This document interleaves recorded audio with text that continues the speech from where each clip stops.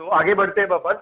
अब हम चल रहे हैं हमारे नेक्स्ट पोर्शन पर, जो कि है मोड्स ऑफ हीट ट्रांसफर। तो अभी हमने क्या करा बेटा, इससे पहले हमने सबसे पहले टेम्परेचर पढ़ा, फिर हमने ये पढ़ा कि भाई टेम्परेचर से किसी बॉडी के अंदर थर्मल एक्सपांशन कैसे हो सकता है, फिर हमने इसके बाद पढ़ा कि बेटा हीट क्या होती है और हीट के अंदर अलग अलग फेजेस कब चेंज होती है। अब हम पढ़ने जा रहे हैं बेटा मोड्स ऑफ हीट ट्रांसफर, क्योंकि मैंने आपको शुरुआत में बताया था कि जब एक हॉट बॉडी और एक कोल्ड बॉडी को पास में रखते हैं तो हीट जो होती है वो हॉट बॉडी से लेकर लो बॉडी के अंदर या फिर अपन कोल्ड बॉडी के अंदर हमारे पास फ्लो करती है। तो हम यहाँ पर जो बात कर रहे थे कि भाई हीट फ्लो होती है, तो हम यहाँ पर अब इस चीज के बारे में बात करेंगे, हीट कैसे फ्लो होती है। ठीक है, क्या क्या तरीके हैं जिन तरीकों से हमारा हीट का फ्लो हो सकता है, और उन तरीकों को हम क्या बोलते हैं बेटा, मोड्स ऑफ हीट ट्रांसफर बोलते हैं। हम मेनली यहाँ तीन तरीके पढ़ने वाले हैं। पहला होगा कंडक्शन, दूसरा होगा कन्वेक्शन और तीसरा होगा हमारा पास रेडिएशन। हम एक एक को डिटेल में पढ़ेंगे। तो सबसे पहले हम स्टार्ट करने जा रहे हैं बेटा कंडक्शन से। ठीक है, कंडक्शन वर्ड से अगर आप देखिए तो आपको समझ में भी आता है कि यहाँ पर आप एक तरीके से आपने बचपन में भी अगर अपने पास 10th क्लास 9th क्लास के अंदर हमने करंट के बारे में पढ़ा होगा, तो करंट में भी कंडक्शन होता है, उसी तरह से कुछ मिलता जुलता चीज यहाँ पर है। क्लियर, कंडक्शन के अंदर क्या होता है बेटा, जब मान लीजिए आप एक पार्ट को गर्म करते हैं, ठीक है, और दूसरा पार्ट भी गर्म होता है, ठीक है, इसका मतलब क्या हुआ कि हीट का ट्रांसफर हुआ। अब वो कैसे होगा उसको समझना। फॉर एग्जांपल एक सिंपल सा एग्जांपल देता हूं जो आपने डेली लाइफ में यूज किया होगा। आपने कभी देखा होगा कि जब अपन कभी सब्जी या फिर कुछ दाल वगैरह बनाते हैं और हमारा जो चम्मच होता है वो उसी के अंदर रखा होता है, मान लीजिए, ठीक है, तो क्या होता है कुछ देर बाद जो चम्मच का कॉर्नर जिसको हम पकड़ते हैं वो भी गर्म हो जाता है। तो ये आपने नोटिस किया होगा। तो ये कंडक्शन प्रोसेस है बेटा। अब कंडक्शन में क्या होता है बेटा, जब हम एक पार्ट को गर्म करते हैं तो वहां के जो मॉलिक्यूल्स होते हैं उनको क्या मिलती है, एक्स्ट्रा अमाउंट ऑफ एनर्जी मिलती है। उस एक्स्ट्रा अमाउंट ऑफ एनर्जी से वो मॉलिक्यूल्स या फिर फ्री इलेक्ट्रॉन्स क्या करते हैं, अपनी ही जगह पर वाइब्रेट करने लगते हैं। जब वो अपनी जगह पर वाइब्रेट करते हैं तो वो अपने पास वाले मॉलिक्यूल से टकराते हैं, उनके साथ कोलाइड करते हैं, कोलिजन होता है। और जब ये कोलिजन होता है तो वो अपनी एनर्जी किसको ट्रांसफर कर देते हैं, पास वाले मॉलिक्यूल को। अब क्या करता है बेटा, पास वाला मॉलिक्यूल अपने पास वाइब्रेशन करने लगता है। अब पास वाला मॉलिक्यूल क्या करता है, वो आगे वाले मॉलिक्यूल से टकराता है। जब वो आगे वाले मॉलिक्यूल से टकराएगा तो अब वो वाइब्रेट करने लगेगा और वो इस तरह से एनर्जी का ट्रांसफर हमारा आगे से आगे होता जाता है और हमारा आगे से आगे का पोर्शन गर्म होता जाता है। यही पोर्शन उस समय भी होता है, यही काम हमारा तब भी होता है जब हमने वो चम्मच सब्जी के अंदर रखा हुआ है। तो क्योंकि जो सब्जी वाला पार्ट है वो गर्म पार्ट है, वहां से उस चम्मच के जो आगे वाले पार्ट है उसको हीट मिलती है। वहां के मॉलिक्यूल्स क्या करते हैं, उस हीट को आगे वाइब्रेट और कोलाइड कर कर आगे की तरफ हीट को ट्रांसफर करते जाते हैं। और इस तरह से हमें हीट कहां मिल जाती है, बिल्कुल कोल्ड वाले पार्ट पे भी हीट मिलने लगती है और धीरे धीरे वो भी गर्म होने लगता है। इस प्रोसेस को हम क्या बोलते हैं, कंडक्शन प्रोसेस होता है। तो कंडक्शन के अंदर क्या होगा बेटा, मेनली मॉलिक्यूल्स जो होंगे वो अपनी पोजीशन पे वाइब्रेट कर कर कोलाइड कर कर हीट का ट्रांसफर करेंगे। मॉलिक्यूल्स एक जगह से दूसरी जगह पर नहीं जाते। क्लियर है बात बेटा। चलिए तो हम इसके बारे में कुछ प्रॉपर्टीज पढ़ लेते हैं। In this heat is transferred from one point two other by vibration and collision of molecules. ये बात मैंने आपको समझाई किस तरीके से ऐसा होता है। सेकंड पॉइंट पे आते हैं, there is no actual movement of medium particles. बिल्कुल सही बात बेटा, मीडियम पार्टिकल्स खुद मूव नहीं कर रहे हैं, वो बस क्या कर रहे हैं, अपनी जगह पे वाइब्रेट करते हैं और एनर्जी को आगे की तरफ ट्रांसफर करते हैं। ऐसा नहीं होता है कि पहला मॉलिक्यूल खुद चलकर दूसरे जो कोल्ड एंड है उस पर गया। ऐसा तब होगा जब अपन दूसरी प्रोसेस कन्वेक्शन पढ़ेंगे। ठीक है, आगे बढ़ते हैं। Generally this process occurs in solid and it is a slow process then other methods. बिल्कुल, ये मेथड बेटा कहां पर मेनली किसके अंदर मिलेगा, सॉलिड्स के अंदर आपको जनरली कंडक्शन का मेथड मिलता है। और ये स्लो प्रोसेस है। स्लो इसलिए बोल रहे हैं बेटा क्यों, क्या होता है कि जब आप सब्जी में चम्मच रखते हैं तो ऐसा नहीं होता कि एकदम से आपका जो लास्ट वाला एंड है वो भी गर्म हो जाएगा। कुछ देर बाद वो वाला पार्ट हमारा गर्म होता है। तो ये थोड़ा टाइम लेता है हमारे पास। दूसरे मेथड, जो दूसरे मेथड है कन्वेक्शन और रेडिएशन वाले, उनसे ये थोड़ा क्या है, हमारा स्लो प्रोसेस है। When one end is heated, then molecules get extra thermal energy, so they start vibration at their place and collide with next molecule and transfer their energy to next molecule. Thus, energy transfer from one end to other. Hence, warm part of the solid increase its portion. जैसे example के लिए मैंने यहाँ पर क्या बनाया, एक fire बना रखी है, एक रॉड उसके अंदर रख रखी है, ये हॉट एंड है। यहाँ से जो इलेक्ट्रॉन्स है या फिर मॉलिक्यूल्स है वो उनको एक्स्ट्रा एनर्जी मिलेगी, वो वाइब्रेट करेंगे, अगले मॉलिक्यूल से टकराएंगे, उसको एनर्जी ट्रांसफर करेंगे और इस तरह से एनर्जी एक दूसरे से आगे तक ट्रांसफर होती जाएगी और पूरा पोर्शन हमारे पास क्या हो जाएगा, गर्म हो जाएगा। ये बेसिक पोर्शन है हमारा थर्मल कंडक्शन का। क्लियर, तो ये हमने थर्मल कंडक्शन के बारे में समझ लिया कि क्या होता है और कैसे होता है। अब हम चलते हैं बेटा न्यूमेरिकल पोर्शन पर या फिर मैथमेटिकल पोर्शन पर कि थर्मल कंडक्शन या को किस तरह से हम कैलकुलेट करते हैं। क्लियर, चलिए हम आते हैं बेटा इधर। Consider a block of cross section area A and length L, it ends at the temperature TH and TL। हमने बेटा एक यहाँ पर क्या किया, रेक्टेंगुलर ब्लॉक मान लिया है जिसका ये वाला एंड TH मतलब हाईयर टेम्परेचर पर है, मतलब इस वाले पोर्शन को हम क्या कर रहे हैं, गर्म कर रहे हैं, और ये TL क्या है बेटा, हमारा लोअर टेम्परेचर पर है। क्लियर? अच्छा, और हमने ऐसा मान लिया बेटा इस ब्लॉक की लेंथ कितनी है, L, और इसका क्रॉस सेक्शन एरिया कितना है हमारे पास, A है। कंप्लीट है बात बेटा? चलिए अब इस चीज को ऐसे समझिएगा, मान लीजिए मैं इस वाले की बात कर रहा हूं, तो क्रॉस सेक्शन एरिया बेटा ये होता है, समझे बात को, ये चीज क्या होती है, क्रॉस सेक्शन एरिया होती है जहां से हीट उसके अंदर क्या कर रही है, एंटर कर रही है। ये हमारे पास L उसकी लेंथ कहलाएगी, और ये पोर्शन हमारे यहाँ से हीट निकल रही है। ठीक है, ये हाईयर टेम्परेचर पर ये वाला पॉइंट, और ये वाला पॉइंट हमारा लोअर टेम्परेचर पर है। तो हम ऐसा कहते हैं then rate of heat flow, मतलब इसमें तो जो रेट रहेगी हीट फ्लो की। अच्छा अगेन बात, रेट ऑफ हीट फ्लो क्या होती है बेटा, Q डिवाइडेड बाई T। ठीक है, Q अमाउंट की हीट फ्लो हो रही है और T टाइम के अंदर फ्लो हो रही है। तो ये जो Q बाई T होता है ये प्रोपोर्शनल होता है बेटा A के। ऑब्वियसली आप सोचो बेटा, अगर ये वाला पोर्शन जितना बड़ा होगा क्या उतनी ज्यादा हीट अंदर जा सकेगी, तो ऑब्वियसली एरिया के प्रोपोर्शनल होता है। साथ में ये Q बाई T प्रोपोर्शनल होता है बेटा डेल्टा T के, मतलब TH माइनस TL के। हम यहाँ पर टेम्परेचर का डिफरेंस हाइयर माइनस लोअर ही निकाल रहे हैं, क्योंकि हम कैलकुलेशन में मैग्नीट्यूड की बात करेंगे। वैसे आप समझते हैं कि डेल्टा T होता है फाइनल माइनस इनिशियल, तो वो फाइनल माइनस इनिशियल करने पर एक एक्स्ट्रा माइनस यहाँ आ जाएगा, बट हमें उस माइनस की कोई जरूरत नहीं है, हम उसके बिना भी चीजों को समझ पा रहे, तो हमने हाइयर माइनस लोअर लिखा। अब समझो बेटा, जितना ज्यादा आपका टेम्परेचर डिफरेंस रहेगा उतनी जल्दी हीट फ्लो होगी। भाई अगर मान लीजिए ये वाला पार्ट बहुत गर्म है और ये वाला पार्ट बहुत ठंडा है, तो बहुत जल्दी जल्दी हीट हमारे पास यहाँ पर ट्रांसफर होती है। और Q by T is proportional to 1/L। Obviously बात है बेटा, जितनी ये लेंथ बड़ी होगी उतना हॉट पार्ट से कोल्ड पार्ट पर हीट को पहुंचने में टाइम लगेगा। इसका मतलब हमें समझ में आ रहा है कि ये एरिया के प्रोपोर्शनल है, डेल्टा T के प्रोपोर्शनल है, और 1/L के इनवर्सली प्रोपोर्शनल होता है। तो यहां से हीट जाती है अंदर और यहां से हीट हमारे पास बाहर निकल रही है। तो Q by T is proportional to, combine कर लेते हैं, A TH minus TL upon L। यहां से प्रोपोर्शनल हटाएंगे तो बेटा एक कांस्टेंट आ जाएगा K। इस K को बोला जाता है कंडक्टिविटी ऑफ मटेरियल। इसको मैं अगले पोर्शन के अंदर डिटेल में समझाऊंगा, ठीक है, जो कि थर्मल कंडक्टिविटी कहलाती है। अगर आप बेटा देखें यहाँ पर, मैंने इसको समझाने के लिए बीच में एक छोटी सी स्ट्रिप ले ली है। इस स्ट्रिप की लेंथ dx मान ली है, और इसका जो हमारा टेम्परेचर चेंज है वो हमने क्या मान लिया, dt मान लिया है। तो ये जो dt बाई dx होता है, यहाँ जो हमारे को dt बाई जो dx होता है, ये क्या कहलाता है, टेम्परेचर ग्रेडियंट। कभी कभी इस पर क्वेश्चन पूछ लिया जाता है, temperature gradient dt by dx, जिसको हम बड़े फॉर्म में डेल्टा T बाई L भी लिखते हैं। क्लियर बात? तो आपको बेटा ये न्यूमेरिकल फॉर्मूला याद रखना है, इसके ऊपर अपने पास काफी सारे न्यूमेरिकल मिलेंगे, और इन चीजों को अपन अब अगली स्लाइड के अंदर कंप्लीट करेंगे। तो जो अभी हमारे पास पिछली स्लाइड के अंदर जो हमारा फॉर्मूला डिराइव हुआ था, उसमें एक क्वांटिटी आई थी हमारे पास K, उसको हम बोलते हैं थर्मल कंडक्टिविटी ऑफ मटेरियल्स। तो अब हम उसके बारे में बात करने वाले हैं यहाँ पर, थर्मल कंडक्टिविटी ऑफ मटेरियल्स। ठीक है, तो मटेरियल का जो नेचर होता है ये उस पर डिपेंड करती है, प्रोपोर्शनलिटी कांस्टेंट है, जो भी आपका बॉडी है, जिस मटेरियल से बना है ये उसके ऊपर डिपेंड करेगी। क्लियर? अब कंडक्टिविटी क्या डिफाइन करती है उसको समझते हैं हम बेटा। It defines how quickly a body can transfer conduct the heat, higher the value of K more quickly body transfer the heat. ठीक है, K क्या डिफाइन करता है, ये डिफाइन करता है कंडक्टिविटी, ये बताता है कि कोई भी बॉडी कितनी आसानी से या कितनी जल्दी से हीट का ट्रांसफर कर सकती है, मतलब हीट को कंडक्ट कर सकती है, वो उसकी कंडक्टिविटी कहलाती है। जितना ज्यादा आपका इस K का वैल्यू होगा किसी मटेरियल या किसी बॉडी के लिए, वो उतनी आसानी से या उतनी जल्दी से हीट हमारे पास ट्रांसफर करेगी। इसका एक सबसे सिंपल सा एग्जांपल मैं आपको देता हूं। मान लीजिए गर्मियों के दिन है, मई जून के दिन चल रहे हैं, बहुत तेज धूप पड़ी हुई है, और छत पर आपने दो चेयर्स रखी है। ठीक है,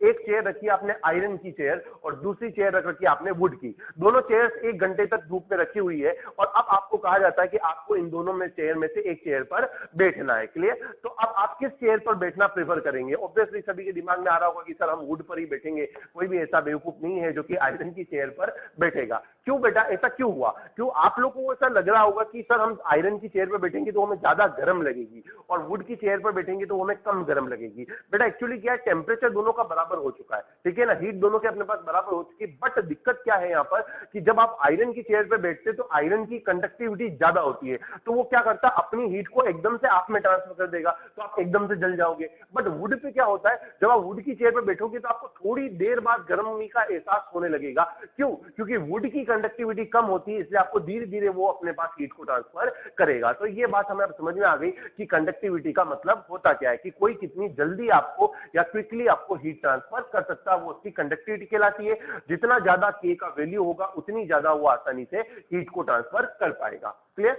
for ideal conductor K is equal to infinite and for ideal insulator K equal to 0। आपने इलेक्ट्रिक करंट में भी पढ़ा होगा, कंडक्टर और इंसुलेटर करके दो टर्म्स होती है। जो कंडक्टर होता है उसके लिए K जो होते हैं बहुत हायर वैल्यूज होती है, और अगर हम आइडियल परफेक्ट कंडक्टर की बात करें तो उसके लिए K की वैल्यू इंफिनिटी हो जाती है। लेकिन अगर हम इंसुलेटर की बात करें तो उसके लिए K की वैल्यू बहुत कम होती है, और अगर आप आइडियल इंसुलेटर की बात कर रहे हैं तो उसके लिए K की वैल्यू कितनी हो जाती है, 0 हो जाती है। क्लियर। चलिए अब बेटा हम बात कर रहे हैं conductivity order of some metals. आपने देखा होगा कि जो मेटल्स होते हैं वो अच्छे कंडक्टर होते हैं हमारे पास हीट के, तो उसके अंदर ऑर्डर क्या रहता है। तो सबसे पहले आता है बेटा सिल्वर Ag, फिर आता है कॉपर, फिर आता है हमारे पास Au मतलब गोल्ड, उसके बाद आता है हमारे पास एल्यूमिनियम। ये हमारे पास ऑर्डर रहता है किसका, कि जो हमारे पास मेटल्स है उनकी कंडक्टिविटी का। सबसे ज्यादा कंडक्टिविटी होती है बेटा सिल्वर की, इसी कारण आपने सुना भी होगा कि सिल्वर जो होता है सबसे आसानी से इलेक्ट्रिक करंट या हीट करंट को कंडक्ट कर पाता है। ठीक है, जो ये अपना सिल्वर होता है बेटा, इसकी कंडक्टिविटी करीब होती है 410। क्लियर। ठीक है, W यहाँ पर वॉट को रिप्रेजेंट कर रहा है, M यहाँ पर मीटर को रिप्रेजेंट कर रहा है, K यहाँ पर किसको रिप्रेजेंट कर रहा है बेटा, केल्विन को रिप्रेजेंट कर रहा है। ठीक है, और हमारे पास जो यहाँ पर K है, ठीक है ना, ये फ्रियॉन्स की बात करें तो इसके लिए होती है 0.008। क्लियर, ये सबसे मिनिमम होती है और ये सबसे मैक्सिमम होती है। क्लियर बात। Utensils are made of higher conductivity material and their handles are of the low conductivity materials. आपने देखा भी होगा बेटा, जो अपने पास यूटेंसिल्स होते हैं वो क्या होने चाहिए, हाई कंडक्टिविटी मटेरियल होने चाहिए। तो अगर वो हाई कंडक्टिविटी मटेरियल होंगे तभी तो वो उनके अंदर जो भी सामान रखा हुआ है, जैसे जो भी सब्जी अगर अपने को पकानी है उसको हीट आसानी से ट्रांसफर कर पाएंगे। और उनके जो हैंडल्स होते हैं वो हम लो कंडक्टिविटी मटेरियल से बनाते हैं। आपने सुना होगा कि प्लास्टिक या फिर वुड, इसके हैंडल्स होते हैं। क्यों, क्योंकि बेटा वो बेड कंडक्टर्स होते हैं, तो वो भले गर्म होंगे बट आपको इतनी जल्दी हीट का ट्रांसफर नहीं करेंगे। क्लियर। आगे बढ़ते हैं बेटा, air and mud are bad conductor of heat. ठीक है, एयर और जो मड होते हैं वो बेड कंडक्टर ऑफ हीट होते हैं, क्योंकि आपने बेटा सुना होगा कि गांवों में पहले के जमाने में मिट्टी के घर बनाए जाते थे, मिट्टी या गोबर के घर अपन बनाए जाते थे। क्यों, क्योंकि वो बेटा बेड कंडक्टर हुआ करते थे। तो बेड कंडक्टर होने का मतलब क्या है बेटा, वो गर्मियों के दिनों में ठंडे रहते थे और सर्दियों के दिनों में वो गर्म रहते थे, वो हीट का ट्रांसफर इधर से उधर नहीं होने देते थे। क्लियर। इसी कारण अगर अपन बात करें कि two thin blanket keep us more warm than thick one, कि दो ब्लैंकेट, अगर आप सर्दियों के दिनों में बेटा कभी इस चीज को ट्राई करना, आप दो ब्लैंकेट ओढ़ लेना, भले पतले पतले हो, ठीक है, और एक मोटा हो, तो आपको जो दो पतले पतले हैं उसके अंदर आपको क्या होगा, ठंड कम लगेगी। क्लियर। क्यों, क्योंकि क्या होता है बेटा, जब आप दो उनको ओढ़ते हो तो इन दोनों ब्लैंकेट्स के बीच में एक एयर की लेयर आ जाती है। एयर क्या होती है बेटा, बेड कंडक्टर, तो वो बाहर अपनी हीट को बाहर जाने से बचाती है। Clear. Woollen clothes are warm, ठीक है, वुलन क्लॉथ्स हमारे जो होते हैं वो वार्म होते हैं। क्यों, क्योंकि क्या होता है बेटा, वुलन क्लॉथ के अंदर फर होते हैं, उनके अंदर क्या आ जाती है, एयर आ जाती है, और जब एयर आ जाएगी बेटा तो वो क्या बन जाते हैं, बेड कंडक्टर ऑफ हीट बन जाते हैं। आपने कभी देखा भी होगा बेटा, सर्दियों के दिनों में जो बर्ड्स होते हैं, सबसे मोस्टली अगर आपने कबूतर का एग्जांपल देखा हो तो आपने देखा होगा कि वो अपने आप को ऐसे फुला लेता है, ठीक है ना, वो अपनी जो अपनी बॉडी होती है उसके पंख को ऐसे फुला लेता है। क्यों, क्योंकि उससे क्या करता है, वो अपने पंखों के अंदर एयर ले लेता है, तो उसको ठंड कम लगती है, वो क्या बन जाता है, अपना कि बेड कंडक्टर बना लेता है आसपास, ताकि उसकी हीट बाहर न जा पाए। ठीक है, तो कबूतर को भी पता है कि कंडक्टिविटी क्या होती है। कंप्लीट। तो ये कुछ अपने पास एग्जांपल्स है, आपने और भी एग्जांपल्स के मैं बारे में बात करूं तो देखो, आपने कभी देखा होगा कि जो आइसक्रीम वाला होता है या फिर जो बर्फ का गोले वाला होता है, वो अपने बर्फ के चारों तरफ, आइस के चारों तरफ एक बैग सा रख देता है, ठीक है ना, अपने पास एक क्लॉथ सा रख देता है। क्यों, क्योंकि वो क्लॉथ जो होते हैं उसके अंदर क्या करते हैं, वो उसका बेड कंडक्टर होते हैं, तो उसको पिघलने से बचाते हैं। क्लियर। तो ये कुछ एग्जांपल्स हैं हमारे पास कंडक्टिविटी के। क्लियर। चलिए आगे बढ़ते हैं बेटा, नेक्स्ट हमारा टॉपिक आ रहा है स्टेडी स्टेट। ठीक है, ये एक अपनी सिंपल सी डेफिनेशन है। स्टेडी स्टेट का मतलब ये होता है बेटा कि जब किसी बॉडी के, ठीक है, अलग अलग पोर्शंस का टेम्परेचर जो होता है वो टाइम के साथ कांस्टेंट हो जाए, मतलब अब टाइम के साथ वो चेंज ना हो रहा हो, तो उसको हम क्या बोलते हैं, स्टेडी स्टेट बोलते हैं। अच्छा, इस बात का ध्यान रखना बेटा कि स्टेडी स्टेट के अंदर अलग अलग पार्ट का टेम्परेचर अलग अलग हो सकता है, लेकिन जो टेम्परेचर है अलग अलग पार्ट का वो टाइम के साथ चेंज नहीं होगा, ये इसकी मेन बात है। तो when temperature of each point of body does not change with time, उसको हम बोलते हैं बेटा steady state. Temperature of different points of body may be different but do not change with the time, but time के साथ change नहीं होंगे, but अलग अलग पार्ट का टेम्परेचर अलग अलग हो सकता है। Heat flows through each part is in given time is same, मतलब किसी पार्ट से किसी गिवन टाइम के अंदर जितनी हीट जा रही, सभी पार्ट में से उतनी हीट जाती है। मतलब क्या होगा कि कि एक पार्ट में अगर आपने 10 कैलोरी हीट दी 1 सेकंड में, तो उसने 10 कैलोरी हीट 1 सेकंड में आगे ट्रांसफर कर दी, तो उसने अपने पास कोई हीट रखी नहीं, तो उसका टाइम के साथ टेम्परेचर चेंज होगा ही नहीं। क्लियर? एक बात ध्यान रखना बेटा, बच्चे कंफ्यूज हो जाते हैं कि थर्मल इक्विलिब्रियम और स्टेडी स्टेट एक ही बात है। नहीं बेटा, थर्मल इक्विलिब्रियम में क्या होता है, बॉडी के हर पोर्शन का टेम्परेचर सेम हो जाता है, बट यहाँ स्टेडी स्टेट में ऐसा नहीं हो रहा है। स्टेडी स्टेट में टाइम के साथ कांस्टेंट हो जाता है, हर पॉइंट का टेम्परेचर सेम हो या ना हो ये कोई बात जरूरी नहीं है। क्लियर? तो ये बेटा हमने कंडक्टिविटी और थर्मल कंडक्शन के बारे में जो बेसिक थ्योरी थी वो पढ़ ली। अब हम इसके बाद हम इसके न्यूमेरिकल पोर्शंस के अंदर आगे बढ़ेंगे। अभी हमने जो फॉर्मूला पढ़ा था थर्मल कंडक्शन का, रेट ऑफ हीट फ्लो का, Q/T equals to KA delta T/L। अब हम उसके ऊपर कुछ न्यूमेरिकल्स करने जा रहे हैं, ध्यान से देखिएगा। पहला न्यूमेरिकल है, a body of conductivity K equals to 200 watt per meter Celsius is maintained with temperature of 50 degrees Celsius and 10 degrees Celsius at corners if cross section area is 5 meter square and length 10 meters, then find the rate of heat flow। Easy question है, numerical formula based question है। Q/T equals to KA delta T/L, values put करो और answer आपको मिल जाएगा। अगले question पे चलते हैं बेटा। Ratio of length of two rods is 2:3 and ratio of area is 4:5. Both the rods are of same material. Then find the ratio of rate of heat flow at the same temperature difference।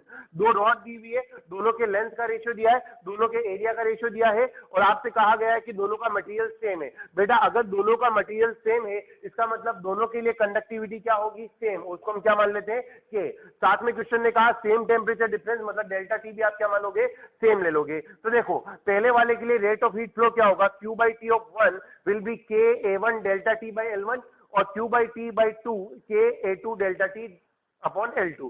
Delta T same है हमारे पास, question में दिया है same temperature difference. के इसलिए same हो गया क्योंकि क्वेश्चन ने कहा सेम मटेरियल, तो देखो के और डेल्टा टी कट गए, तो A1 अपॉन A2 और ये उल्टा हो जाएगा L2 upon L1। Values put करी और आंसर मैंने निकाल लिया। अगले क्वेश्चन में चलते बेटा। A rod is connected with two bodies, one hot and one cold. Rate of heat flow is 1000 watts. In this condition, a rod is melted and from melted material, a new rod of 1/3 radius of original rod is made and used in the place of original one. Find the new rate of heat flow। Question ऐसा कह रहा है बेटा, मान लीजिए कि हमारे पास एक इस तरीके से TH पर हमारे पास क्या हुआ, एक अपने बने बॉडी रख रखी है, ठीक है। इसके बीच में हमने क्या कर रखा है बेटा, यहाँ पर एक रॉड लगा रखी है और इस रॉड की अगर हम बात करें यहाँ पर, और इसको हमने क्या कर रखा है, इधर से एक T लोअर टेम्परेचर बॉडी से कनेक्ट कर रखा है। मान लेते हैं इस रॉड की लेंथ कितनी है बेटा, L है, और इसका जो क्रॉस सेक्शन एरिया है वो कितना है, A है। तो अभी जो कंडीशन है बेटा, उसके अंदर जो इन्होंने कहा है कि rate of heat flow Q/T, ये इन्होंने कितना दे रखा है बेटा, 1000 वॉट दे रखा है, और इसकी वैल्यू कितनी होगी, KA delta T upon L होगी। यहां तक बात समझ में आ गई बेटा। अब हम क्वेश्चन यू कह रहे हैं हमें कि इसको मेल्ट करके हमें 1/3 रेडियस बनाना है, तो हम ऐसा लिख सकते हैं R new is equals to R/3। Clear बेटा? और आप जानते हो एक चीज कि जो हमारा एरिया होता है ये प्रोपोर्शनल होता है किसके, रेडियस के स्क्वायर के। इसका मतलब जो हमें नया एरिया मिलेगा A new will be A/9। ये बात समझ में आई बेटा? इंपॉर्टेंट बात यही थी, हमने क्या किया, रेडियस को 1/3 कर दिया, उसको मेल्ट कर दिया, मेल्ट करके जो पोर्शन बना उससे एक नई रॉड बनाई, और वो जो नई रॉड बनी है उसका हमने रेडियस कितना रखा, 1/3। तो अगर आपने रेडियस उसका 1/3 रखा तो हमारे पास जो एरिया है वो क्या हो जाएगा बेटा, R स्क्वायर के प्रोपोर्शनल, और 1/3 का स्क्वायर करेंगे तो 1/9 आ जाएगा। बट बेटा क्वेश्चन यहाँ खत्म नहीं हुआ, ध्यान रहे बेटा कि हमारा जो वॉल्यूम है, ठीक है, जो हमारा वॉल्यूम है वो क्या रहता है, कांस्टेंट रहता है। अब वॉल्यूम जो रहेगा वो कांस्टेंट रहेगा, क्योंकि आपने जिस रॉड को मेल्ट करके जो मटेरियल बनाया वॉल्यूम तो हमारा अभी भी सेम रहेगा। इसका मतलब हम बेटा ऐसे लिखेंगे कि अगर हमारा वॉल्यूम कांस्टेंट है तो हमारा एरिया इनटू लेंथ क्या रहेगा बेटा, कांस्टेंट रहेगा। तो हम ऐसा लिख देते हैं A1 L1 is equals to A2 L2। Clear? अच्छा, पहले एरिया कितना था बेटा, A, लेंथ कितनी थी, L। अब हमारा एरिया जो है वो कितना हो गया, A/9, और इधर हम लिख लेंगे L न्यू। तो यहां से अगर आप बेटा L न्यू निकालोगे तो वो 9 टाइम्स ऑफ ओल्ड लेंथ हो जाएगा। तो आपका नया जो लेंथ है वो 9L आ गया, और नया जो आपका एरिया है वो आ गया A/9। तो इंपॉर्टेंट बात क्या है बेटा, क्वेश्चन में हम गलत क्या करते हैं, हम सोचते हैं कि रेडियस 1/3 होगी तो हम उसको एरिया को 1/9 करके सीधा फॉर्मूला में पुट करके सॉल्व कर देते हैं, हम लेंथ को चेंज करना भूल जाते हैं। बट ध्यान रखिएगा बेटा, ऐसे क्वेश्चंस के अंदर वॉल्यूम कांस्टेंट रहता है, तो आपने अगर एरिया को चेंज करा है तो ऑटोमेटिकली लेंथ भी चेंज हो जाएगी। अगर आपने एरिया को कम किया तो लेंथ हमारे पास बढ़ जाएगी। अब आपको क्या करना है, नया निकालना है, तो देखो क्या करोगे, Q/T of new is equals to कितना हो जाएगा बेटा, K into new area delta T upon new length. अच्छा डेल्टा टी तो सेम ही रहेगा बेटा, क्योंकि THTL तो सेम है, इसमें कोई चेंज करा नहीं, K में भी चेंज नहीं आएगा क्योंकि मटेरियल तो हमारा वही है। तो ये हमारे पास बन जाएगा यहाँ से बेटा K into A/9 delta T upon नीचे आ जाएगा हमारे पास 9L। तो ये हो जाएगा हमारे पास KA delta T upon 81L, so answer will be 1000 upon 81 watt, क्योंकि हम जानते हैं यहाँ पर KA delta T by L की वैल्यू कितनी है, 1000। कंप्लीट है बात बेटा। चलिए तो नेक्स्ट क्वेश्चन की तरफ बढ़ते हैं, ध्यान से देखिए क्या क्वेश्चन है। In two containers of same dimension but different materials, solid of equal mass is placed. If this solid melts completely in 10 minutes and 30 minutes, then find the ratio of conductivity of materials of both the containers। ठीक है, question हमें ऐसा दे रहा है बेटा कि हमारे पास दो कंटेनर थे जो कि सेम डायमेंशन के हैं। सेम डायमेंशन का होने का मतलब बेटा इनका एरिया और लेंथ हमें सेम लेना है, क्लियर, बट डिफरेंट मटेरियल से मतलब इनकी कंडक्टिविटी अलग अलग होगी। सॉलिड ऑफ इक्वल मास, हमने क्या कर रखा, उनमें इक्वल मास के सॉलिड रख रखे जो कि मेल्ट हो गए। अब एक बात समझिए बेटा, अगर वो हमारे पास मेल्ट हो गए तो ये मेल्ट होने के लिए उनको जो हीट मिली होगी वो हीट कहां से मिली होगी। जैसे मान लीजिए बेटा ये आपका कंटेनर है और कंटेनर के अंदर ये हमारे पास सॉलिड यहाँ पर रखा है, तो कहीं ये जो सॉलिड रखा हुआ है इसके लिए हीट हमारे पास क्यू इधर से आई होगी और क्यू हीट इधर से निकली होगी। अब हमारा ये जो लेंथ है ये कितना है, L है, और ये जो है हमारे पास एरिया कितना है यहाँ पर K है। तो और जो हमारे कंटेनर की वॉल्स है उसकी कंडक्टिविटी क्या है हमारे पास K। अब एक में कितने में मेल्ट होता है, 10 मिनट में, और दूसरे में कितने में मेल्ट होता है, 30 मिनट के अंदर। इसका मतलब हम ऐसा कह सकते हैं बेटा, हम जानते हैं Q जो होता है हमारे पास Q/T इज इक्वल टू होता है KA delta T by L। अब एक बात समझिए, क्या अगर आपको इसको मेल्ट कराना है तो Q का फॉर्मूला हमारा ml होगा। अच्छा क्या दोनों के लिए हमारा Q ml ही रहेगा, क्योंकि हमें तो इसको मेल्ट कराना है, और मेल्ट कराने के लिए जो Q होता है वो कितना होता है, ml होता है। तो अब हमारी कंडीशन क्या बनेगी वो समझना बेटा। तो देखो अगर हम बात करें यहाँ पर, तो पहले वाली बॉडी के लिए ml डिवाइडेड बाई टाइम कितना दिया हुआ बेटा, 10 minute is equals to K1A delta T upon L। और अगर मैं बात करूं बेटा दूसरी बॉडी के लिए तो वो कितना आ जाएगा, ml/30 is equals to K2 into A delta T by L। अब देखो इन दोनों को आप इक्वेट कर देंगे, जब आप इन दोनों को इक्वेट करोगे तो देखो हमारे पास क्या चीज यहाँ पर बनने वाली है, उस चीज को हम देख लेते हैं। तो ध्यान से देखिए बेटा, हमारे पास क्या मिलेगा यहाँ से, K1 into A upon delta T into L into 10 minutes is equals to K2 into A delta T upon L into 30 minute. तो यहाँ से A delta T upon L, A delta T upon L cut जाएगा। आपको क्या निकालना है बेटा, K1 upon K2, तो वो आ जाएगा 30/10, दैट विल बी 3/1। ये हमारा आंसर बन जाएगा। क्लियर बात बेटा, मैंने कुछ नहीं किया, यहाँ से ml की वैल्यू निकाल ली, यहाँ से ml की वैल्यू क्या आएगी, ये मल्टीप्लाइड विद 10, और यहाँ से ml कितना आएगा, ये मल्टीप्लाइड विद 30, दोनों को इक्वेट करेंगे तो ये आंसर हमारा बन जाएगा। क्लियर बात बेटा। चलो अगले क्वेश्चन पे चलते हैं, इंपॉर्टेंट क्वेश्चन है, ध्यान समझना। A block of cross section area A and thickness L is placed as shown. हमारे पास ब्लॉक रखा बेटा जिसका ये क्रॉस सेक्शन एरिया कितना है, A है, और हमारे पास थिकनेस कितनी है, L है। यहाँ से हमारे पास क्या हो रहा है बेटा, इसके अंदर हीट एंटर हो रही होगी और यहाँ से हीट हमारे पास निकल रही होगी। क्लियर। अब देखिए आगे क्वेश्चन पढ़ते हैं। If on top surface of a block an ice cube of mass small m is placed, if this ice initially at 0 degree centigrade completely melts in T time, if lower surface of block is heated by 100 degree centigrade, then derive the expression for thermal conductivity of the block। ठीक है बेटा, ये यूं कहना चाह रहा है कि हमारे पास जो ऊपर एक आइस ब्लॉक रखा हुआ है, जब मैं इस नीचे वाले पोर्शन को, ब्लॉक की नीचे वाली सरफेस को 100 डिग्री सेंटीग्रेड से गर्म करता हूं, तो ये जो ऊपर रखा हुआ आइस ब्लॉक 0 डिग्री सेंटीग्रेड पर है, ये टी टाइम के अंदर मेल्ट हो जाता है। तो आपको बताना है कि ये जो ब्लॉक है इसकी कंडक्टिविटी क्या रही होगी। तो अब मैं जानता हूं कि ब्लॉक पे जो रेट ऑफ हीट फ्लो होगा दैट इज Q/T, वो किसके इक्वल होगा बेटा, KA into delta T by L। और आप समझ पा रहे हैं यहाँ पर जो हमारा डेल्टा T है वो कितना आने वाला है, 100। क्यों, क्योंकि ये 100 है बेटा, और आइस ब्लॉक कितने का है, 0 का। अगर आइस ब्लॉक 0 पर है तो हमें इसको भी कितने पे मानना पड़ेगा, 0 पे। तो 0 और 100 का डिफरेंस कितना हो जाएगा, 100। बट हम जानते हैं आपको अगर आइस ब्लॉक को मेल्ट कराना है तो आपको उसको कितनी हीट देनी पड़ेगी, MLF हीट देनी पड़ेगी। क्लियर बेटा?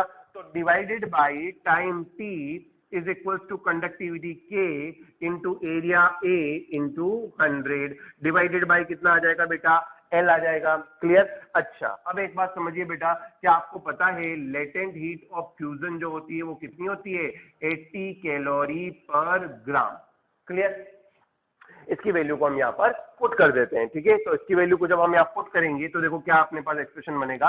यहां से हमें K निकालना बेटा, तो देखो K क्या आएगा, K is equals to M into 80 divided by T multiplied with L upon A into 100। Clear? अच्छा, 80 और 100 ये कैंसल आउट हो जाएंगे हमारे पास, तो हमारा जो फाइनल आंसर बनेगा बेटा वो आएगा 4/5।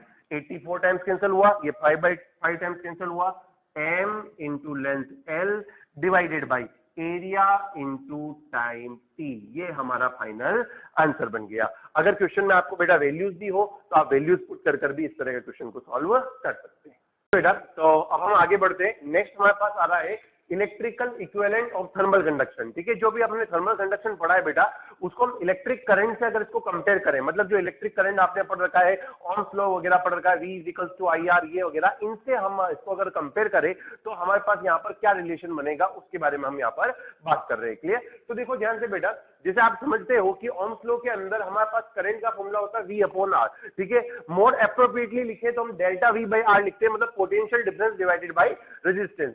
अब यहां जो हमारा फॉर्मूला होता है बेटा उसका फॉर्मूला आपने पढ़ा है थर्मल कंडक्शन का, Q/T is equal to KA delta T/L। तो अगर आप यहां से इसको कंपेयर करोगे तो ध्यान से देखो बेटा, जो करंट होती है, इलेक्ट्रिकल करंट होती है, वो क्या होती है, चार्ज अपॉन टाइम। और यहाँ जो ये है, ये क्या है, हीट अपॉन टाइम है। इस कारण इसको अपन क्या बोल देते बेटा, हीट करंट बोल देते हैं। और जो चार्ज अपॉन टाइम होता है उसको क्या बोलते हैं, इलेक्ट्रिकल करंट। क्लियर? तो हीट करंट की अगर हम बात करें, इसका फॉर्मूला होता है KA डेल्टा T/L। तो डेल्टा T यहाँ पर क्या है हमारे पास बेटा, टेम्परेचर डिफरेंस।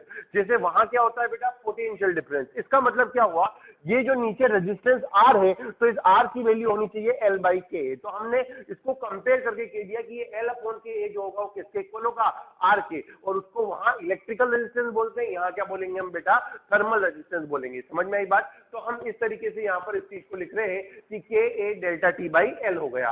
अगर यहां से अब मैं Q/T का फॉर्मूला लिखूं तो Q/T का फॉर्मूला मुझे मिलेगा delta T divided by R। Delta T समझते हैं आप, टेम्परेचर डिफरेंस है, डिवाइड बाई R। अगर R की वैल्यू रखते हो तो L/K फिर से अपना वो वाला फॉर्मूला बन जाएगा। आपको पता होगा बेटा same to same formula electrical current में आता है। वहां आपने पढ़ा होगा कि रेजिस्टेंस का फॉर्मूला होता है ρL/A, जहां रो होती है हमारे पास रेजिस्टिविटी, और अपन जानते हैं कि रेजिस्टिविटी को क्या लिख सकते हैं बेटा, 1 कंडक्टिविटी। तो मैंने इसको लिख दिया 1/σA। आप लोगों को पता होगा बेटा कि सिग्मा जो होती है हमारे पास उसको कंडक्टिविटी कहते हैं। ठीक है, और कंडक्टिविटी कौन सी, इलेक्ट्रिकल कंडक्टिविटी इसको हम यहाँ पर बोलते हैं। तो फॉर्मूला हमारे पास देखो इधर आता था L/σA, यहाँ आ गया L/KA। यहाँ सिग्मा होती है इलेक्ट्रिकल कंडक्टिविटी, यहाँ K क्या होती है, थर्मल कंडक्टिविटी। क्लियर? तो इस तरह से हमारे पास बना। अब आपको समझ में आ रहा होगा बेटा कि अगर किसी रॉड या फिर किसी कंडक्टर के पास अगर इस तरह से रेजिस्टेंस बन रहा है तो आपको पता होगा बेटा, आपने रेजिस्टेंस के अंदर दो बड़े फेमस कॉम्बिनेशन पढ़े होंगे। एक होता है सीरीज कॉम्बिनेशन और दूसरा होता है पैरेलल कॉम्बिनेशन।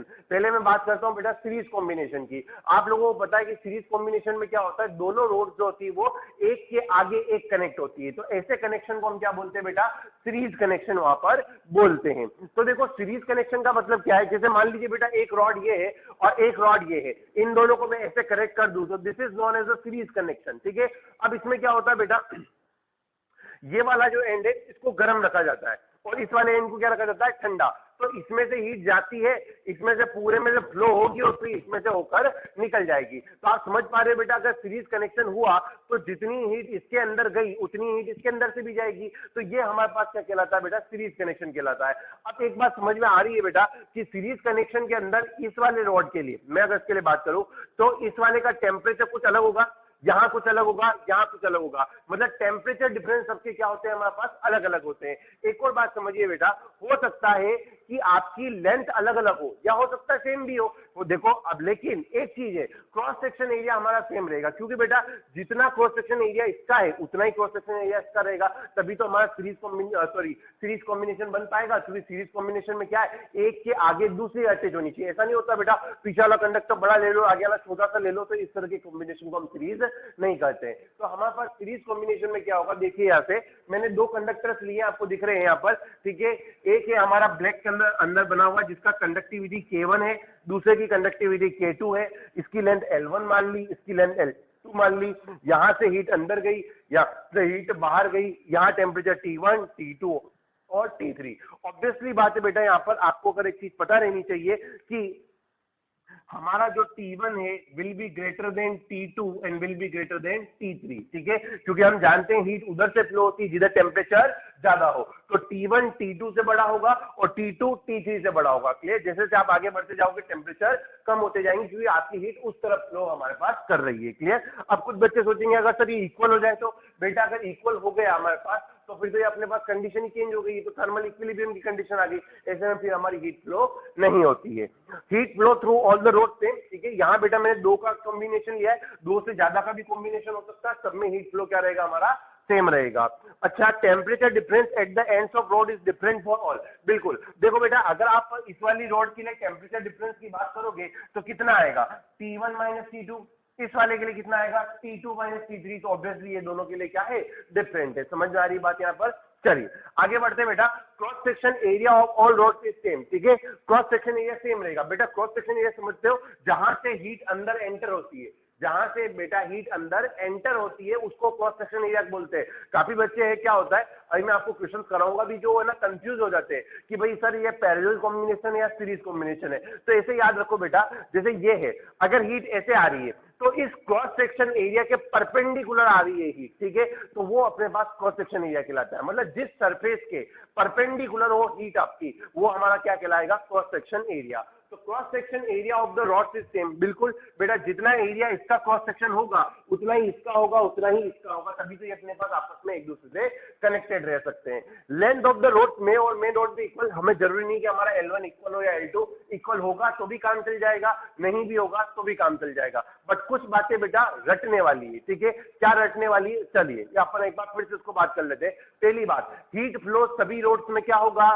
सेम, ठीक है। दूसरी बात, टेम्परेचर डिफरेंस सभी रोड के अंदर डिफरेंट। अच्छा बेटा यार एक बात बताओ कि आप इलेक्ट्रिक करंट भी तो पढ़कर आए हैं, तो उसी से कंपेयर कर लो। क्या वहां सीरीज कॉम्बिनेशन में ही इलेक्ट्रिक करंट सेम होता था, बट पोटेंशियल डिफरेंस सबका अलग अलग होता था। वही काम यहाँ पर भी है, सबका टेम्परेचर डिफरेंस अलग अलग होगा, ठीक है।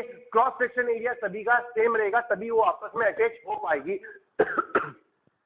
लेंथ सेम हो या ना हो हमें उससे कोई फर्क नहीं पड़ता है। क्लियर? चलिए बेटा अब आगे बात करते हैं, क्योंकि आपने सीरीज कॉम्बिनेशन पढ़ा होगा बचपन में भी कि उसमें जो रेजिस्टेंस होता है इक्विवेलेंट रेजिस्टेंस, उसको लिखते हैं R1 प्लस R2। तो क्या बेटा हमारा जो रेजिस्टेंस का फॉर्मूला वो L/Ka है, तो R इक्विवेलेंट लिखने के लिए L equivalent upon K equivalent into area equivalent is equal to R1 क्या हो जाएगा, L1 upon K1 A1 plus R2 हो जाएगा L2 upon K2 A2। But हमने कहा बेटा क्रॉस सेक्शन एरिया क्या रहेगा, सेम रहेगा। अगर मैं इन दो रोड को मिलाकर एक कंबाइंड रोड बना दूं तो क्या उसका भी तो एरिया सेम ही रहने वाला है। तो A इक्विवेलेंट A1 A2 सब आपस में इक्वल होंगे किसके, A के। उसको मैंने यहाँ पर रिप्लेस कर दिया A से। जब रिप्लेस किया A से, देखो A कट गए, यहाँ से आपके पास K इक्विवेलेंट का फॉर्मूला ये बन जाएगा। जितनी रोड उसके हिसाब से आप आगे भी लगा लें, प्लस L3 अपॉन K2 भी आ सकता है। आपको बस ये वाला याद रख लें या ये वाला याद रख लें, दोनों में से एक याद रहना चाहिए। तो आपको K इक्विवेलेंट निकालने की क्वेश्चन पूछे जाते हैं, ठीक है। कंप्लीट है बात बेटा। चलिए सीरीज कॉम्बिनेशन के बाद हम आगे बढ़ रहे हैं पैरेलल कॉम्बिनेशन पर। अब इसके अंदर क्या होता है, दोनों रोड्स एक साथ कनेक्ट होती है। आपको वैसे पता भी होगा, जब आपने इलेक्ट्रिकल करंट के अंदर पढ़ा होगा तो कुछ रेजिस्टेंस इस तरीके से कनेक्ट होते थे। क्लियर? ये हमारा पैरेलल कॉम्बिनेशन कुछ इस तरह का होता था। अब यहाँ क्या होगा बेटा, ये चीज बनेगी हमारे पास। जैसे मान लीजिए ये दो हमारे जो कंडक्टर्स थे ये किसके अंदर लगे हुए हैं, हमारे पास पैरेलल कॉम्बिनेशन में लगे हुए हैं, ठीक है। तो ये चीज हमारे पास पैरेलल कॉम्बिनेशन कहलाती है। अब इसमें क्या होता है बेटा, इधर से आती है हीट और इधर से निकलती है। अब सोचो एक बात, जब हीट इधर से आएगी तो उसके पास जाने के लिए दो रास्ते हैं, तो वो दोनों रास्तों में अपने आप को क्या कर लेती है, डिवाइड कर लेती है। तो इसी कारण से क्या होता है, पैरेलल कॉम्बिनेशन के अंदर जो हीट फ्लो होता है दोनों रोड या फिर तीनों रोड से जितनी भी रोड है उनमें सब में सेम नहीं होता, क्लियर, अलग अलग होता है। अच्छा, दूसरी बात ये आती है बेटा यहाँ पर कि अब एक बात समझिए कि अगर ये पैरेलल कॉम्बिनेशन आपको बनाना है तो आपको रॉड की लेंथ सेम रखनी पड़ेगी, क्लियर, लेंथ सेम रहेगी तभी तो ये इस तरह से एक के ऊपर एक हमारे पास कनेक्ट हो पाएंगे, क्लियर है बात बेटा। लेकिन क्रॉस सेक्शन एरिया अलग भी हो सकता है और सेम भी हो सकता है। अब एक इंपॉर्टेंट बात यहाँ ये बनती है कि मान लीजिए आपने इस वाले एंड को गर्म किया और ये वाला एंड ठंडा है, बट एक बात समझिए, क्या इस ब्रेक वाले मार्कर के लिए जो टेम्परेचर डिफरेंस रहा होगा क्या वही रेड मार्कर के लिए भी रहेगा? मतलब इसके अंदर उल्टा हो जाएगा, टेम्परेचर डिफरेंस सभी रॉड्स के लिए सेम रहेगा। बिल्कुल इलेक्ट्रिक करंट से आप इसको कंपेयर कर लीजिए। इलेक्ट्रिक करंट में पैरेलल कॉम्बिनेशन ऑफ रेजिस्टेंस के अंदर हमेशा कहते हैं कि पोटेंशियल डिफरेंस हर ब्रांच का क्या रहता है, सेम रहता है, लेकिन करंट जो होती है वो हर ब्रांच के अंदर अलग अलग हो जाती है। वही चीज हम यहाँ पर पढ़ रहे हैं, ठीक है। तो यहाँ क्या होगा, देखो बेटा, पैरेलल कॉम्बिनेशन डायग्राम से समझो, इधर से हीट आई, कुछ ऊपर से जाएगी, कुछ इधर से जाएगी, क्लियर। जो ऊपर से हीट जाएगी यहां से, उसको मैं नाम दे देता हूं Q1, और जो यहां से जाएगी इसको नाम दे देता हूं मैं Q2। बट ये जाकर वापस फाइनली किसमें कन्वर्ट हो जाएगी, Q के अंदर। लेंथ दोनों की सेम होगी बेटा, एरिया अलग भी हो सकता है और सेम भी हो सकता है। Heat flow through both the rods is different but temperature difference will be same, ये मैंने आपको समझा दिया। Length of both the rods will be same but cross section area may और मे नॉट बी सेम, ठीक है, वो अलग भी हो सकता है और सेम भी रह सकता है। तो पैरेलल में, अच्छा, सीरीज और पैरेलल में अब याद रहेगा बेटा, देखो सीरीज की अगर बात करें तो उसमें क्या होता है, हीट फ्लो जो होता है वो सेम रहता है और अपने पास जो टेम्परेचर डिफरेंस है वो अलग अलग होता है। पैरेलल में क्या होता है, हीट फ्लो डिफरेंट रहता है और टेम्परेचर डिफरेंस सेम रहता है। पैरेलल के अंदर, सीरीज के अंदर क्या होता है, क्रॉस सेक्शन एरिया सेम रहता है और पैरेलल के अंदर क्या होता है बेटा, लेंथ ऑफ कंडक्टर्स या रॉड जो होते हैं वो सेम रहती है। सीरीज के अंदर क्या होता है, एरिया जो है हमारे पास वो तो सेम हो गया बट लेंथ जो है वो अलग भी हो सकती है और सेम भी हो सकती है। अब पैरेलल के अंदर क्या होगा बेटा, लेंथ तो सेम हो गई बट एरिया अलग भी हो सकता है और सेम भी रह सकता है, क्लियर। चलिए, अच्छा बच्चों, अब आपने ये भी पढ़ा होगा कि पैरेलल कॉम्बिनेशन में इक्विवेलेंट रेजिस्टेंस निकालते हैं 1/R equivalent equal to 1/R1 plus 1/R2, जितने भी आगे आप ऐड कर सकते हैं। ये मैंने इसका इक्विवेलेंट लिख दिया यहाँ पर। अच्छा, आप जानते हैं कि लेंथ सेम है तो L equivalent, L1, L2, L सब आपस में क्या होंगे, इक्वल। मैंने उनको रिप्लेस किया, सब कट गए तो K इक्विवेलेंट का फॉर्मूला हमारा ये बन गया। दोनों फॉर्मूले याद रखने बेटा, सीधा न्यूमेरिकल आता है, उनके ऊपर अपन न्यूमेरिकल अगली स्लाइड के अंदर सोल्व करेंगे। चलिए बेटा, एक चीज अपन पढ़ने जा रहे हैं यहाँ पर, किरचॉफ करंट लॉ। वैसे ये आपका इलेक्ट्रिकल करंट के अंदर आता है, यहाँ हम ज्यादा डिटेल में बात नहीं करते हैं क्योंकि आप इलेक्ट्रिकल करंट में इसको अच्छे से पढ़ेंगे। बस यहाँ मैं उससे कंपेयर करके आपको बता देता हूँ कि क्या चीज है। तो बेटा एक चीज समझना, किरचॉफ करंट लॉ क्या कहता है, किरचॉफ करंट लॉ ये कहता है कि अगर कहीं पर भी कुछ कंडक्टर्स का एक नोड या जंक्शन बन जाए, मतलब जंक्शन क्या होता है बेटा, या नोड क्या होता है, जहां दो से ज्यादा कंडक्टर्स आकर मिलते हैं, तो उस नोड पर जितनी हीट करंट अंदर आ रही होगी उतनी हीट करंट बाहर भी जा रही होगी। मतलब algebraic sum of heat current should be 0, ऐसा किरचॉफ का करंट लॉ है, ठीक है। अच्छा, अब मान लीजिए बेटा मैंने यहाँ पर 3 कंडक्टर्स लगा दिए और इन तीनों को एक पॉइंट पर मिला दिया। इस पॉइंट का नाम क्या है, O। मैंने मान लिया बेटा इस कंडक्टर 1 को T1 पे रख दिया, इसके इस एंड को T2 पे रख दिया, इस एंड पे T3 पे रख दिया। अब आपका न्यूमेरिकल आता है कि आपको O पॉइंट का टेम्परेचर निकालना है। तो O पॉइंट का टेम्परेचर निकालने के लिए मैं किरचॉफ करंट लॉ का यूज करता हूं, जो सबसे आसानी से क्वेश्चन को सॉल्व कर देता है। इस क्वेश्चन को सॉल्व करने के लिए आपको ऐसा मान लेना है कि O का टेम्परेचर कितना है, T, और अब मान लो कि T सबसे बड़ा है। आप मान लो क्या, T सबसे बड़ा है, ये ऐसा आपको मानना पड़ेगा। इससे बेटा आपका क्वेश्चन आसानी से सॉल्व हो जाएगा। अगर आप T को सबसे बड़ा मान लोगे तो क्या बेटा, T इधर सबसे बड़ा है और ये T1 है, तो क्या हीट करंट ऐसे बाहर जाएगी, क्योंकि हायर टू लोअर। ऐसे ही इधर से भी हीट करंट I2 बाहर जाएगी, ऐसे ही इधर से भी हीट करंट I3 बाहर जाएगी। अब कुछ बच्चे कह रहे होंगे सर O पे सबसे ज्यादा कैसे हो सकता है, बेटा मान लो क्वेश्चन सॉल्व करने के लिए सबसे आसान रहता है। तो देखो, अब ऐसी कंडीशन में क्या हुआ बेटा कि हम ऐसा कह सकते हैं कि देखो I1 plus I2 plus I3 कितना होगा, 0, क्योंकि सारी हीट बाहर ही निकल रही, अंदर तो कोई आ ही नहीं रही है। इसीलिए इक्वल को 0 रखने के लिए हम इस तरह का काम करते हैं, सबसे बड़ा मान लीजिए ताकि हमारी कैलकुलेशन इजी रहे। मैंने भी आपको हीट करंट का फॉर्मूला बताया था, delta T divided by R। तो देखो पहले वाले के लिए डेल्टा T कितना होगा, T minus T1 upon resistance R1 plus T minus T2 upon R2 plus T minus T3 upon R3। अच्छा, R निकालना तो हमें आता ही है, R का फॉर्मूला क्या होता है, L अपॉन K। वैल्यूज निकाल के पुट करेंगे और यहां से हम T कैलकुलेट कर लेंगे। तो अगले क्वेश्चन की तरफ बढ़ते हैं। अब हम यहाँ पर कुछ क्वेश्चन करेंगे हम, जहाँ पे आपको क्या करना होगा, इक्विवेलेंट कंडक्टिविटी निकालनी होगी। क्लियर? तो देखिए किस तरह के क्वेश्चन हमारे पास बनते हैं।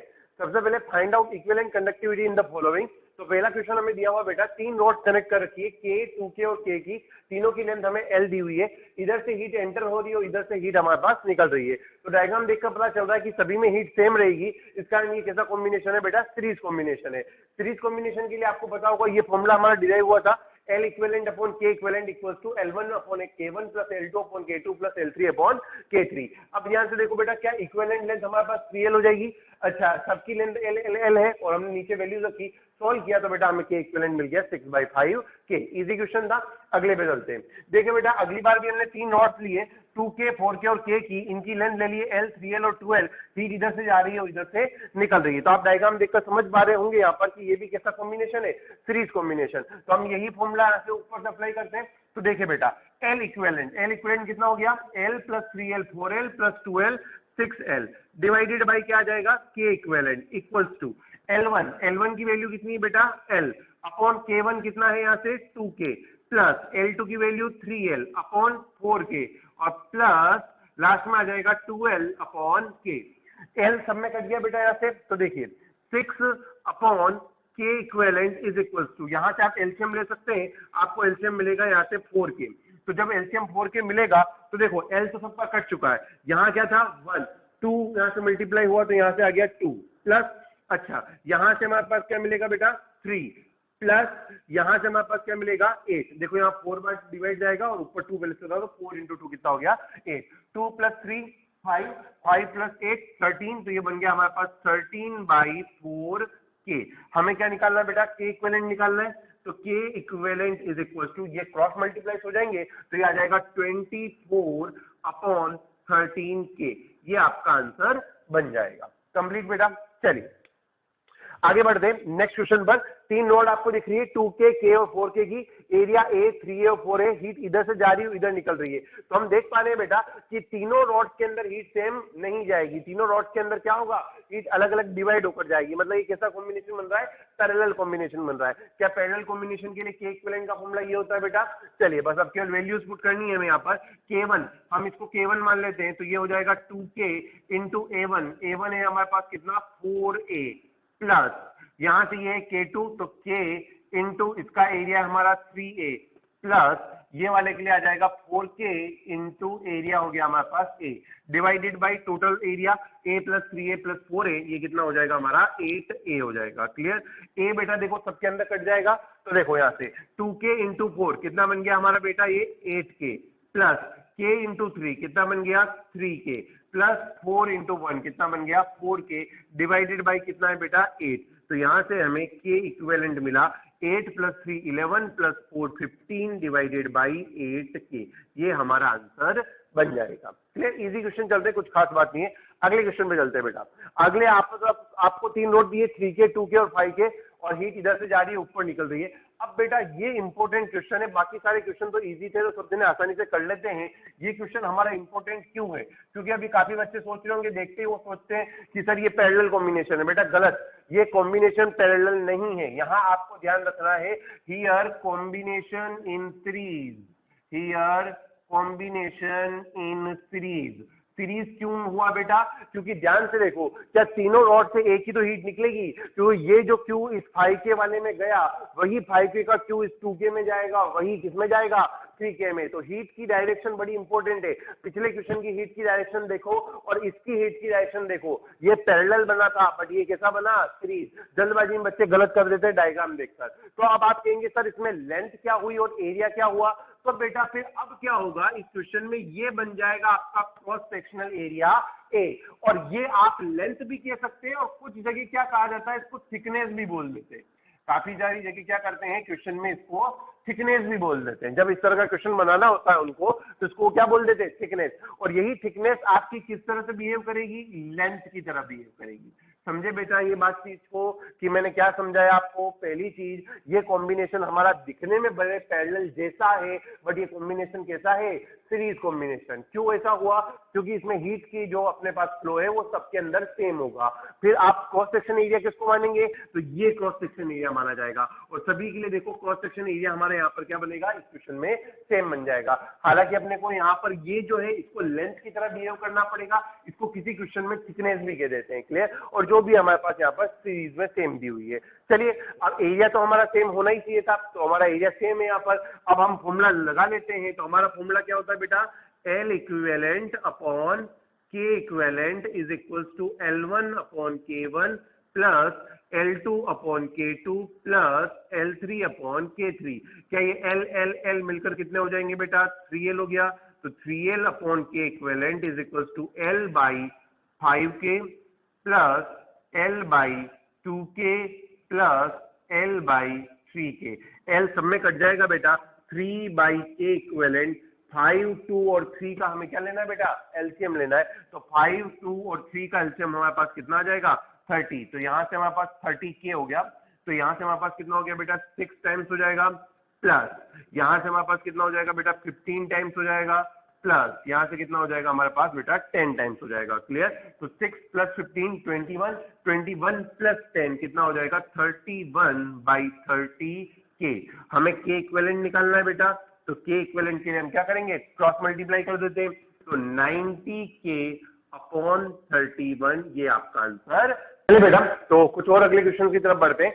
अगला क्वेश्चन हम ऐसा ले रहे हैं बेटा, यहाँ हमने 3 रॉड्स कनेक्ट कर दिए। ऊपर वाला रोड K का है, ये K का है और ये 2K का है। लेंथ यहाँ ये L दी हुई है, ये लेंथ L/2 दी है, तो ये लेंथ भी L/2 होगी। ये क्रॉस सेक्शन एरिया A दिया है, ये क्रॉस सेक्शन एरिया A दिया है। हीट उधर से लेफ्ट से आ रही है और राइट की तरफ निकल रही है। तो हमें यहाँ बताना है कि K इक्विवेलेंट क्या होगा। सबसे पहले एक बात समझो बेटा कि जब यहाँ पर हीट जब आएगी तो क्या होगा? हीट 2 पार्ट में टूट जाएगी। इसके अंदर कुछ हीट जाएगी Q डैश और इसके अंदर कुछ हीट जाएगी Q डबल डैश।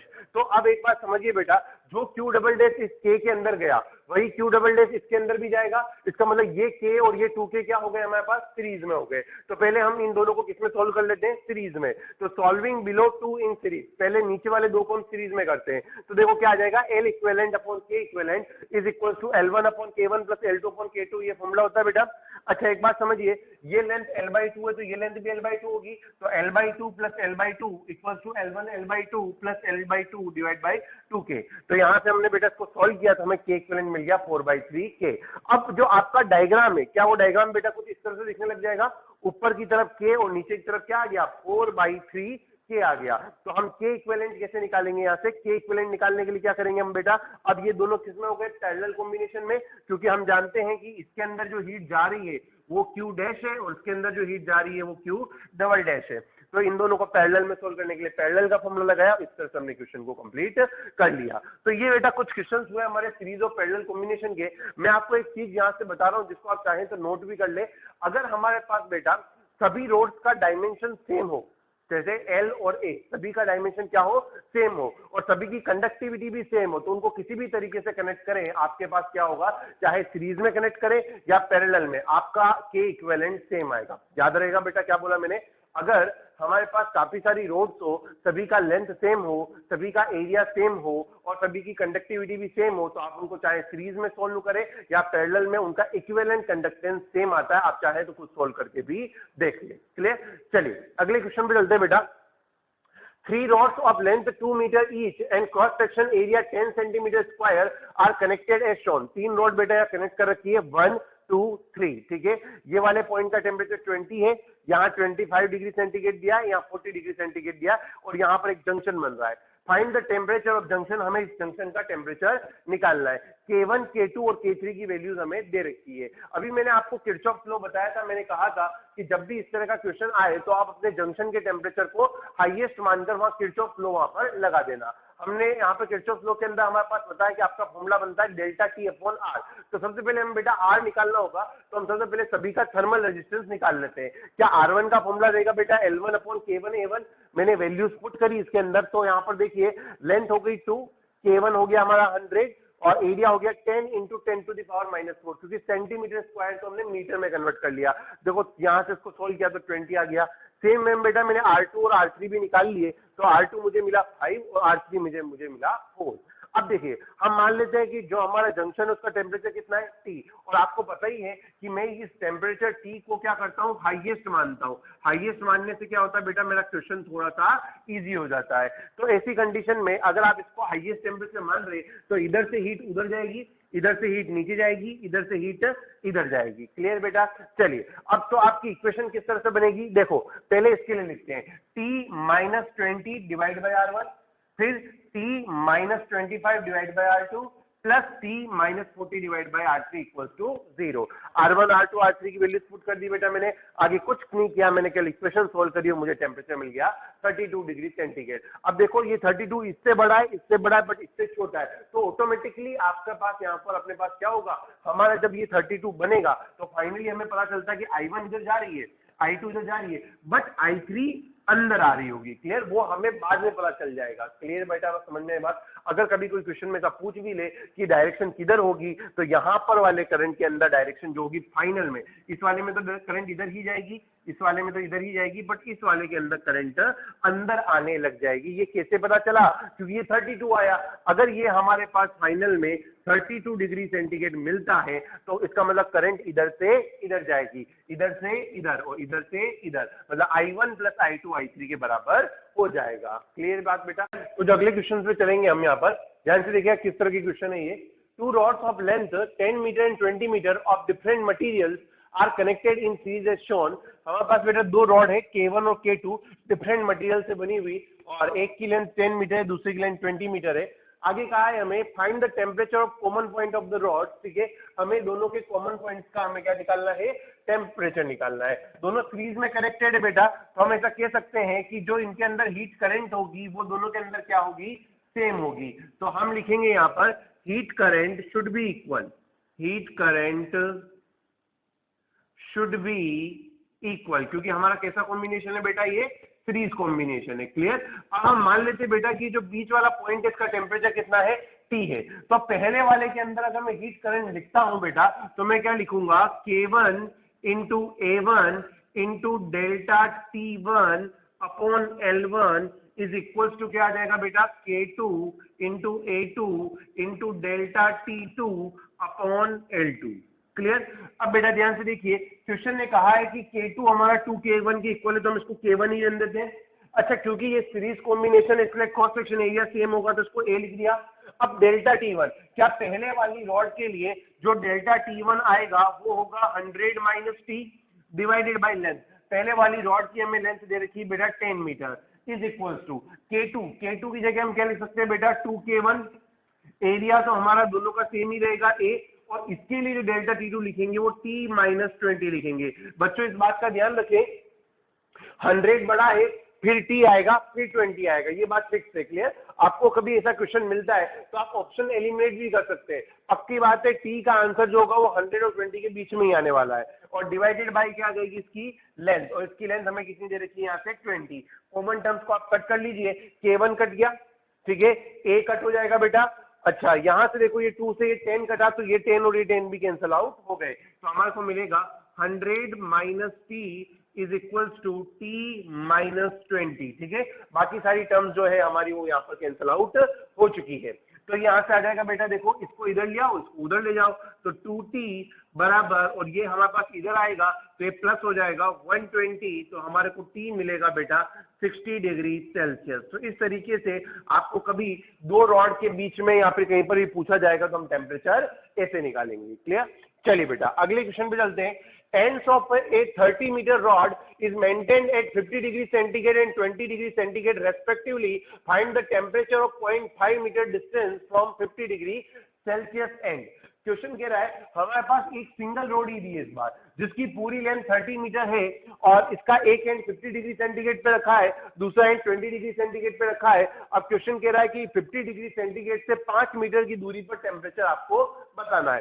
तो ध्यान से देखो बेटा, हम एक बात जानते हैं कि इसमें जो हीट जा रही है वो पूरी इसी में भी जा रही है। अब एक चीज समझना, क्या हम ऐसा कह सकते हैं कि जब आपने P पॉइंट पर पूछा तो हम इसको 2 अलग अलग रॉड्स मान लें, ठीक है, इस वाली रॉड को हम एक अलग रॉड मान लें और इस वाली रॉड को हम एक अलग रॉड मान ले। क्या इसके लिए अब जब हम इन दोनों को अलग अलग रॉड मान लेते हैं तो हम ऐसे लिखते हैं यहाँ पर, ठीक है, कि heat current should be equal.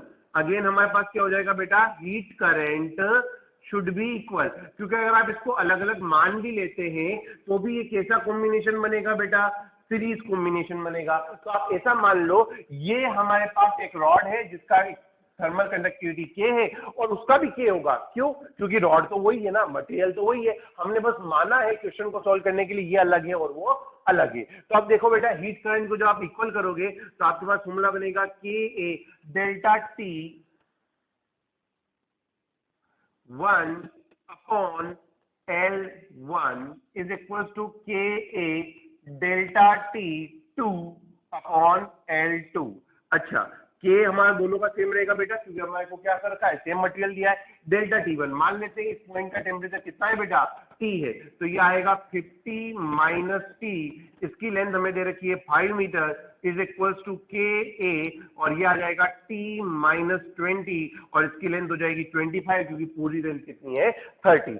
के ए कैंसिल आउट हो गया बेटा, तो हमारे पास ये बन जाएगा यहाँ से इस 25 और इसको कैंसिल कर लेते हैं तो 5 टाइम्स कैंसिल हुआ, इसको क्रॉस मल्टीप्लाई में इधर ले आते हैं तो 5 into 50 minus T is equals to T minus 20, तो ये आ जाएगा 250 minus 5t is equals to T minus 20। इसको उधर ले गए बेटा तो ये हो गया 6t इज इक्वल्स टू, इसको इधर लाए तो ये हो गया 270, तो हमारे को जो टी मिलेगा 270/6 डिग्री सेल्सियस, जो करीब करीब हमारे पास 45 के करीब यहाँ पर आने वाला है। क्लियर, तो वो इन दोनों के बीच में ही आएगा, ये बात हमारे पास कंफर्म है बेटा। क्लियर, चलिए पॉलिटिकल टॉपिक्स पे आ रहे हैं।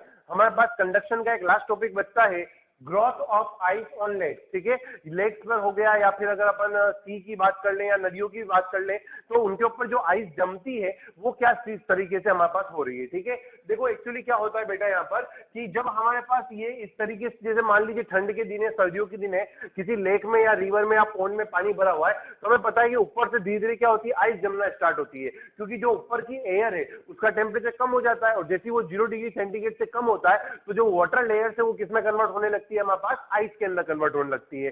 तो जब ये वाटर लेयर्स आइस के अंदर कन्वर्ट होगी तो बेटा अब क्या होता है कि जब इन वाटर की जो लेयर्स है इसके ऊपर मान लीजिए एक आइस की लेयर आ गई, अब जो ऊपर की हीट है, जो हमारे पास नीचे का वाटर तो गर्म है बेटा अभी भी, और ऊपर की तरफ जो आइस के ऊपर की तरफ जो एयर है वो तो ठंडी है 0 डिग्री सेंटीग्रेड पे, तो जो नीचे से ऊपर की तरफ जो हीट जाएगी हमारे पास, तो उस हीट को इस आइस लेयर को हमारे पास क्रॉस करना पड़ेगा, और आइस लेयर को क्रॉस करना पड़ेगा, इसका मतलब वही कंडक्शन हो गया बेटा, और कंडक्शन का फॉर्मूला होता है Q/T के A delta T by L.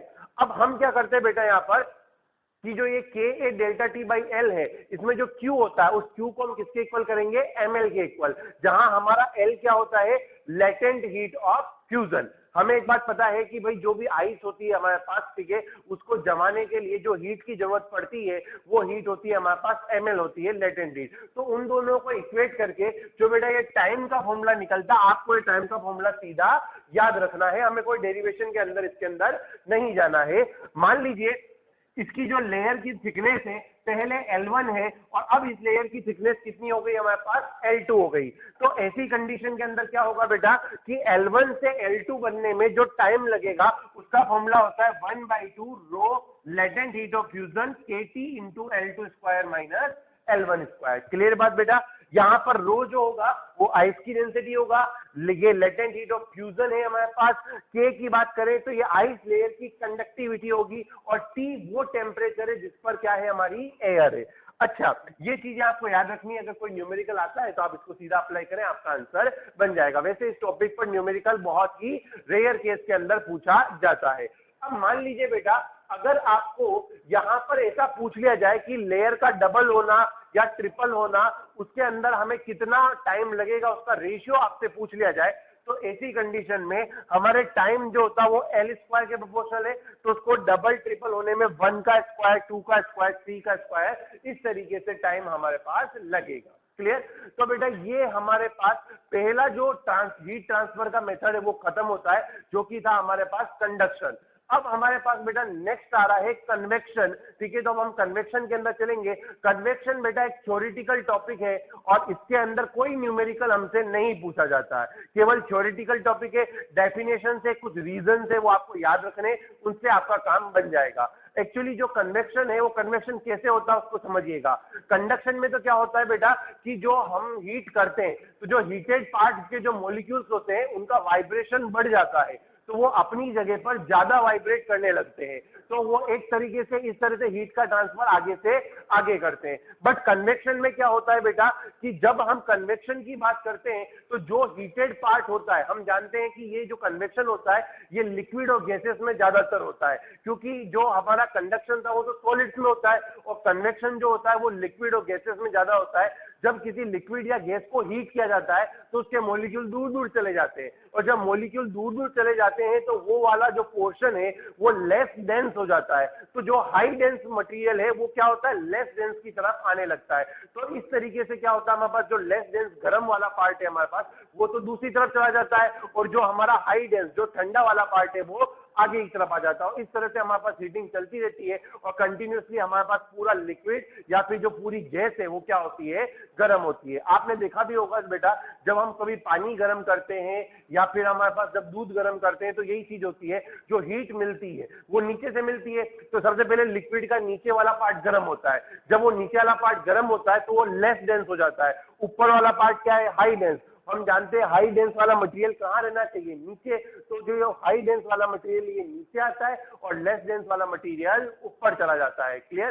तो ऐसी कंडीशन के अंदर हमारे पास नीचे वाला जो पोर्शन है वो अब ठंडा वाला पार्ट नीचे आ गया, गर्म वाला पार्ट ऊपर चला गया।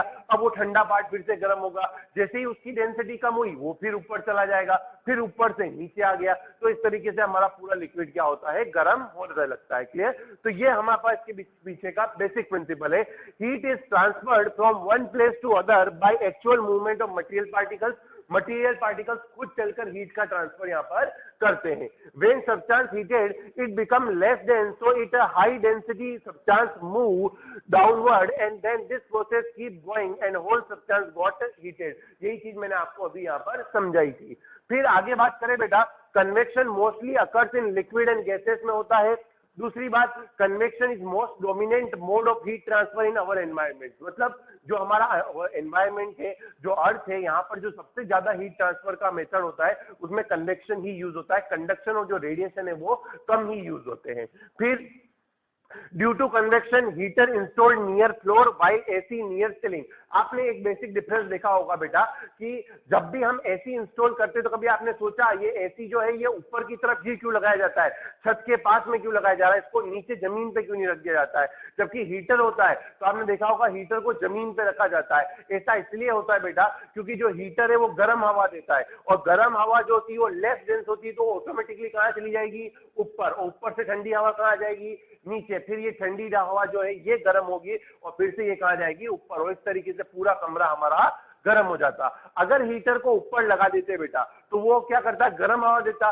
गर्म हवा कैसी होती है, लेस डेंस, तो वो ऊपर ही रह जाती, वो कभी नीचे आती ही नहीं। तो इस तरह से हमारे कमरे में नीचे का जो पोर्शन है वो हमारा क्या रह जाता, वो हमारा ठंडा रह जाता, ऊपर का पोर्शन गर्म हो जाता है। इसलिए हीटर कहाँ लगाते हैं, नीचे। और उसी का उल्टा रीजन है हमारा एसी। अब एसी में क्या होता है बेटा, जब एसी को ऊपर लगाते हैं तो एसी ठंडी हवा देता है, ठंडी हवा होती है हाई डेंस, तो ऑटोमेटिकली नीचे आ जाती है और इस तरीके से हमारा पूरा कमरा ठंडा होता है। क्लियर बेटा। दो तरह के कन्वेक्शन होते हैं, नेचुरल कन्वेक्शन और फोर्स्ड कन्वेक्शन। नेचुरल कन्वेक्शन मतलब जो क्या हो रहा है, ऑटोमेटिकली हो रहा है, उसको हम नेचुरल कन्वेक्शन वहां पर बोलते हैं। ये होता है डेंसिटी के डिफरेंस के कारण। भाई आपको पता है, जैसे मान लीजिए अगर हमारे पास नीचे का मटेरियल लेस डेंस हो गया, ऊपर का मटेरियल हाई डेंस है, तो हाई डेंस मटेरियल नीचे आएगा, लेस डेंस ऊपर चला जाएगा। ये नेचुरल कन्वेक्शन होता है। क्लियर। इसके अंदर क्या होता है, from bottom to top due to gravity. इसका पीछे का बेसिक जो रीजन है वो ग्रेविटी है। क्यों बॉटम टू टॉप, क्यों बेटा, क्योंकि देखो क्या होगा, बॉटम वाला मटेरियल लेस डेंस होगा, ये ऊपर चला जाएगा, हाई डेंस नीचे आ जाएगा। और ये लेस डेंस हाई डेंस आप कब कह रहे हैं? ग्रेविटी के कारण, क्योंकि ग्रेविटी तो उनको नीचे खींच रही है। फिर not possible in gravity free region, जब ग्रेविटी फ्री रीजन है तो डेंसिटी का कोई मतलब ही नहीं जाता, तो वहां पर ये पॉसिबल नहीं है। कौन सा? Natural convection. नेचुरल कन्वेक्शन के कुछ एग्जांपल है बेटा, sea and land breezes, monsoon etcetera. ये जो आपको एग्जांपल्स दिख रहे हैं ये रियलिटी में पॉसिबल भी होते हैं। आपको एक चीज आपने कभी महसूस भी करी होगी, देखो क्या होता है बेटा, जब आप रिवर के किनारे या पोंड के किनारे आप जाते हैं, या फिर अगर हम सी के ही किनारे चले जाए, तो आपने वहां पे महसूस किया होगा कि हवा आती है, ठीक है? वो हवा क्यों आती है उसको समझना। देखो क्या होता है बेटा कि जब धूप गिरती है, हमारे पास सनलाइट गिरती है, तो जो हमारा लैंड वाला पार्ट होता है, अर्थ वाला पार्ट, वो जल्दी गर्म हो जाता है, और लिक्विड वाला पार्ट देरी से गर्म होता है। वो ऐसा इसलिए क्योंकि बेटा जो लिक्विड मतलब वाटर है हमारा, उसकी स्पेसिफिक हीट क्या होती है? ज्यादा होती है, तो उसको गर्म होने में देर से लगती है, ठीक है? बट जो लैंड वाला पार्ट होता है उसकी स्पेसिफिक हीट कम होती है, वो जल्दी से गर्म हो जाता है। अब क्या होता है, वो जल्दी से गर्म हो गया तो दिन के टाइम पर लैंड वाला पार्ट गर्म है और वाटर वाला पार्ट ठंडा है, तो उसके ऊपर की एयर भी गर्म होती है लैंड वाले पार्ट के, और वाटर के ऊपर की एयर ठंडी होती है। तो गर्म जो एयर होती है वो क्या होती है? लेस डेंस, और जो हमारे पास ठंडी एयर होती है वो क्या होती है? High dense. तो हाई डेंसिटी से लो डेंसिटी की तरफ हमारे पास क्या होगी? एयर फ्लो करेगी। तो अगर हम किनारे पर बैठे हैं तो हमें क्या होगा? वाटर की तरफ से ठंडी हवाएं आती हुई महसूस होगी। इसको बोला जाता है सी ब्रीज। और इसी का उल्टा होता है रातों को। अब जैसे क्या होता है बेटा, अर्थ हमारे पास या लैंड वाला पोर्शन गर्म हो गया, तो अब क्या होगा? उसको ठंडा होने में भी ज्यादा टाइम लगेगा, और ऐसे ही हमारे पास वाटर के लिए भी है। तो अब क्या होता है बेटा कि जो वाटर है हमारे पास, ठीक है, वो क्या होगा? देरी से अपने पास ठंडा होगा, क्योंकि उसकी स्पेसिफिक हीट क्या है? ज्यादा। गर्म होने में भी ज्यादा टाइम लेता है और ठंडा होने में भी ज्यादा टाइम लेता है। तो रात के टाइम पे पानी का पोर्शन जो है वो गर्म होता है और अर्थ का पोर्शन ठंडा हो जाता है। तो ऐसी कंडीशन के अंदर क्या होता है कि अब हमारे पास वाटर के ऊपर की एयर गर्म है और अर्थ के या फिर लैंड के ऊपर की एयर ठंडी है। तो अब एयर उल्टी तरफ से मूव करने लग जाती है, इसको लैंड ब्रीज बोलते हैं। तो जब आप रातों को जाओगे तो आपको लगेगा कि एयर अब कहां से फ्लो हो रही है? ग्राउंड की तरफ से फ्लो हो रही है। तो इसको अगली बार आप जब भी कहीं जाएं इस तरह से, तो महसूस करना कि वाटर की तरफ से भी हमारे पास एयर आती है दिन में, और जो ग्राउंड की तरफ से आती है एयर वो रात को आती है। मॉनसून भी इसी तरह से होता है बेटा। जो हमारा ये एशिया का पोर्शन है, इंडिया का पोर्शन है, ये क्या होता है? इसमें धूप गिरती काफी, तो ये काफी गर्म हो जाता है। तो हम जानते हैं हमारे नीचे की तरफ ओशियन है, ओशियन के ऊपर के जो हमारे पास एयर होती है वो ठंडी होती है और हाई डेंस होती है। तो ये हाई डेंस एयर जो होती है आगे की तरफ मूव करने लगती है और अपने जो इंडिया है और पूरा एशिया इसके ऊपर आ जाती है। मतलब जो बादल होते हैं वो इसके ऊपर आ जाते हैं। अब ये बादल जब आगे बढ़ रहे होते हैं तो इनको माउंटेन्स और ट्रीज का ऑब्स्टिकल मिलता है। जब वो ऑब्स्टिकल से टकराते हैं तो उसको क्रॉस करने के लिए ऊपर उठते हैं। जैसे ही ऊपर उठते हैं और ये क्या हो जाते हैं, जो हमारे पास ऊपर उठेंगे वहां ठंडे होंगे और ठंडे होकर कंडेंस होकर क्या हो जाते हैं? वहीं पर बारिश हो जाती है। इसी कारण हम ऐसा कहते हैं कि भाई ये माउंटेन्स और ट्रीज का होना काफी जरूरी है। क्लियर? फोर्स्ड कन्वेक्शन की बात करें तो इसमें बेटा क्या होता है कि जो हीटेड पार्ट होता है उसको हम फोर्स करके आगे मूव कराते हैं। हमें अब डेंसिटी से मतलब नहीं कि हाइयर डेंसर है या लोअर डेंसर है, उससे कोई मतलब नहीं। हम उसको धक्का देकर आगे की तरफ पहुंचाते हैं। आप धक्का किससे दे सकते हैं? कोई फैन हो सकता है, ब्लोअर हो सकता है, पंप हो सकता है, उससे हम इसको यहाँ पर धक्का देते हैं। ठीक है, अच्छा, ये पॉसिबल किसी भी डायरेक्शन के अंदर पॉसिबल है। अब नेचुरल कन्वेक्शन जो था वो फ्रॉम बॉटम टू टॉप होता था, बट ये किसी भी डायरेक्शन में हो सकता है, क्योंकि हम धक्का किसी भी तरफ दे सकते हैं। Can occur in gravity free region में भी हो सकता है। इसका एग्जांपल है एग्जॉस्ट फैन। आपने देखा होगा आपके किचन में एग्जॉस्ट फैन लगा होता है। अब क्या होता है बेटा कि किचन के अंदर की हवा गर्म होती है। अब गर्म है तो वो तो लेस डेंस है, और बाहर की हवा ठंडी है, वो क्या है? हमारे पास हाई डेंस है। तो हमें अगर इस गर्म हवा को बाहर निकालना है तो ये ऑटोमेटिकली नहीं निकलेगी, क्योंकि ये तो लेस डेंस है पहले से, तो इसको खींच के बाहर निकाला जाता है। तो ये एग्जॉस्ट फैन का काम होता है। इसी तरह से बेटा हमारे जो बॉडी है, बॉडी के अंदर ब्लड का सर्कुलेशन जो हार्ट करता है, हार्ट क्या करता है? ब्लड को पंप करता है। वो हर जगह पंप करता है, भले आपके हाथ गर्म है तो भी उसको उस तरह पंप करना है। तो ये भी हमारे पास क्या हो गया? फोर्स्ड कन्वेक्शन का एक एग्जांपल हो गया। पूरा थ्योरेटिकल टॉपिक है, केवल आप जो यहाँ लिखा हुआ उसको पढ़ लें, उससे आपका काम चल जाए। तो ये बेटा आपके नेक्स्ट क्लास का होमवर्क रहेगा।